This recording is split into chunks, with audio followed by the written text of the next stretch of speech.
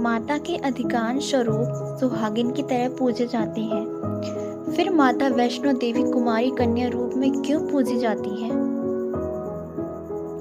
त्रेता युग की बात है। दक्षिण भारत के रामेश्वरम में समुद्र तट पर एक सुंदर गांव था। रत्नाकर पंडित यहीं रहते थे। रत्नाकर शिवजी और माँ आदि शक्ति के बड़े भक्त थे। गांव शहर में रत्नाकर का मान तो बहुत था, पर कोई संतान ना थी। रत्नाकर की पत्नी हमेशा माँ आदि शक्ति से संतान की गुहार लगाती रहती थी। उन्होंने लगातार कई वर्षों तक माँ की पूजा अर्चना की। कई सालों संतानहीन रत्नाकर की पत्नी की प्रार्थना एक दिन माँ ने सुन ली। वह गर्भवती हुई तो एक रात रत्नाकर के सपने में एक बालिका ने आकर कहा, मैं तुम्हारे घर आ रही हूँ, पर एक शर्त पर। मैं जो कुछ करना चाहूँ रोकोगे नहीं। पुजारी और सिद्ध पंडित रत्नाकर को ये आभास हो गया कि माँ आदिशक्ति के सत, रज और तम को दिखाने वाले 3 रूप महासरस्वती, महालक्ष्मी और महादुर्गा ने मिलकर ही इस कन्या का रूप लिया है। नियत समय पर इस दिव्य कन्या का जन्म हुआ। रत्नाकर को यह भी पता लग गया था कि यह कन्या माँ आदिशक्ति ने धर्म की रक्षा के लिए ही प्रकट की है। रत्नाकर उसी भाव से कन्या का लालन पालन करने लगे। 3 महाशक्तियों के मिलन के उस स्वरूप को उन्होंने त्रिकुटा नाम दिया। त्रिकुटा का स्वभाव जन्म से ही अनूठा था। बचपन से ही वह पूजा पाठ और धार्मिक कार्यक्रमों को देखकर प्रसन्न होती। अभी 10वां साल शुरू भी नहीं हुआ था कि त्रिकुटा को यह पता चल गया था कि भगवान विष्णु ने भगवान श्री राम के रूप में धरती पर अवतार ले लिया है। त्रिकुटा ने यह व्रत ले लिया कि वह भगवान श्री राम से ही विवाह करेंगी, अन्यथा आजीवन अविवाहित रहेंगी। त्रिकुटा ने अपने पिता से कहा कि वह रामेश्वरम के तट पर रहकर तपस्या करना चाहती हैं। शर्त के मुताबिक रत्नाकर ने उसे नहीं रोका। 10 वर्ष की उम्र से ही त्रिकुटा समुद्र तट पर एक कुटी बनाकर रहने लगी। वह भगवान श्री राम को पति मानकर उनको पाने के लिए कठोर तप करने लगी। इसी तरह घोर तप करते त्रिकुटा को बहुत बरस बीत गए। सीता हरण के बाद भगवान श्री राम लक्ष्मण के साथ दलबल लेकर सीता की खोज करते हुए रामेश्वरम पहुंचे। श्री राम को पुल बांधने तक यहाँ ठहरना था। भगवान एक दिन विचरण कर रहे थे, तभी समुद्र तट पर एक तेजस्विनी ध्यान मगन कन्या को देख बहुत चकित हुए। उस कन्या की ओज और आभा से वह स्थान अलग ही रोशनी से प्रकाशित हो रहा था। भगवान श्री राम कौतूहलवश उस कन्या के तपोस्थल तक पहुंचे। प्रभु ने उस कन्या से पूछा, तुम कौन हो देवी, और इतनी कम उम्र में इतना कठोर तप क्यों कर रही हो? ऐसी क्या अभिलाषा है जिसके लिए ऐसा घोर तप करने को विवश हो?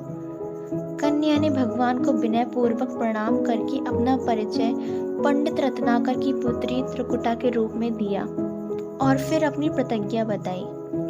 त्रिकुटा जान गई थी कि उनके सामने साक्षात भगवान श्री राम ही खड़े हैं, इसलिए उन्होंने निवेदन किया कि आप मुझे पत्नी के रूप में स्वीकार कर लें। इस पर भगवान श्री राम ने कहा, यह संभव नहीं है। मैं एक पत्नी रहने के संकल्प से बंधा हूँ। अपनी पत्नी के अपहर्ता को दंड देने के लिए यहाँ तक सेना सहित आया हूँ। त्रिकुटा को यह सुनकर आघात पहुँचा। उन्होंने अपने कठोर तप का वास्ता दिया और भगवान से विवाह करने की पुनः याचना की। त्रिकुटा ने कहा, प्रभु, क्या मेरा ये तप व्यर्थ गया? मेरे तप में वह शक्ति नहीं कि आपको प्राप्त कर सकूं। मेरा तप अभी कम है तो मैं इसे और कठोर करूंगी और तब तक जारी रखूंगी जब तक मेरी अभिलाषा पूरी नहीं हो जाती। भगवान ने कहा, जब मैं सीता का पता लगाकर लौटूंगा तब तुम्हारे पास आऊंगा। यदि तुम मुझे पहचान लोगी तो मैं तुम्हारी इस बात पर सही निर्णय करूंगा। त्रिकुटा को इस बात से बड़ी प्रसन्नता हुई कि उनका तप सफल है। भगवान ने उन्हें वरण का एक आश्वासन दिया है। अब उन्हें अपने स्वामी की परीक्षा में उत्तीर्ण होना है। इस प्रसन्नता के भाव से भरकर त्रिकुटा का उत्साह और बढ़ गया। उन्होंने और कठिन तप करना आरंभ किया। उनके तप का प्रभाव ऐसा था कि उनकी कुटी के आसपास का पूरा क्षेत्र एक अलग प्रकाश से प्रकाशित होता था। भगवान श्री राम ने रावण के साथ युद्ध कर उसे हराया। विभीषण को लंका का राजा बनाकर अपनी पत्नी, भाई और समस्त सेना के साथ वे अपने नगर को लौटने लगे। प्रभु लंका विजय के बाद पुष्पक विमान पर सवार होकर लौट रहे थे। उन्हें त्रिकुटा को दिया अपना वचन भी पूरा करना था। रामेश्वरम के तट पर पहुंचते ही भगवान ने विमान रुकवा दिया। सभी कौतूहल में पड़ गए तो प्रभु ने उन्हें कुछ पल की प्रतीक्षा करने को कहा। उसके बाद वह अकेले ही चल पड़े। सारी सेना भगवान की आज्ञा के अनुसार वहीं ठहरकर उनकी प्रतीक्षा करने लगी। श्री राम ने एक अत्यंत बूढ़े ब्राह्मण का वेश बनाया और देवी त्रिकुटा के पास पहुंचे। प्रभु उनके पास कुछ पल रुके, पर त्रिकुटा उन्हें पहचान ही ना सकी।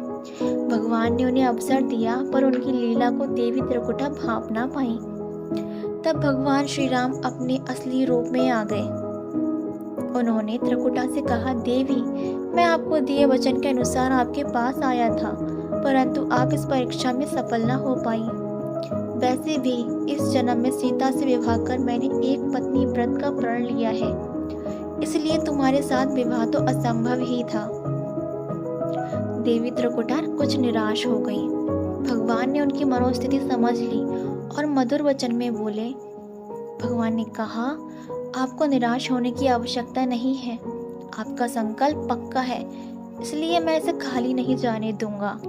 इस युग में मैं व्रतधारी होने के कारण विवश हूँ। कलयुग में मैं जब कल्कि के रूप में अवतार लूंगा, तब मैं तुम्हें अपनी पत्नी रूप में अवश्य स्वीकार करूंगा।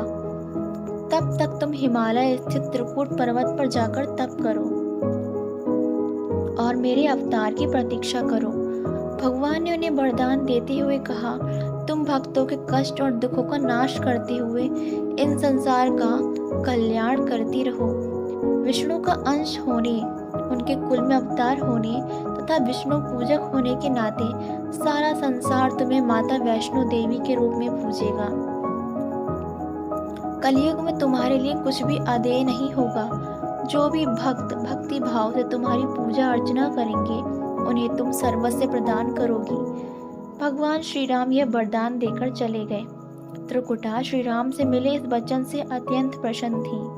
उन्होंने प्रभु के आदेशानुसार संसार के कल्याण का संकल्प लिया। त्रिकुटा उत्तरी भारत के माणिक पर्वत श्रृंखला के 3 पहाड़ों वाले त्रिकूट पर्वत पर तप के लिए आ गई।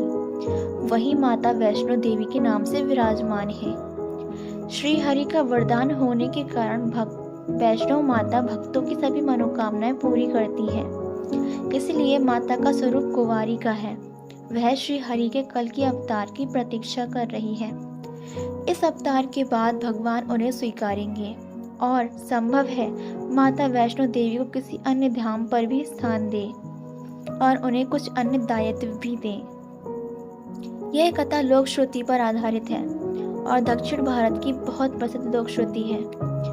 माता वैष्णो देवी की श्रद्धा पूर्वक भक्ति के साथ आने वाले भक्तों की मनोकामना अवश्य पूर्ण होती है। अगर आपको ये वीडियो पसंद आई हो तो इस वीडियो को ज़रूर लाइक करना, अपने दोस्तों, परिवारजनों और रिश्तेदारों के साथ इसे ज़रूर शेयर करना और अगर हमारे चैनल पर आप न्यू हैं तो इसे ज़रूर सब्सक्राइब कर लें ताकि आगे आने वाली सभी वीडियो की नोटिफिकेशन आपको मिलती रहे। धन्यवाद।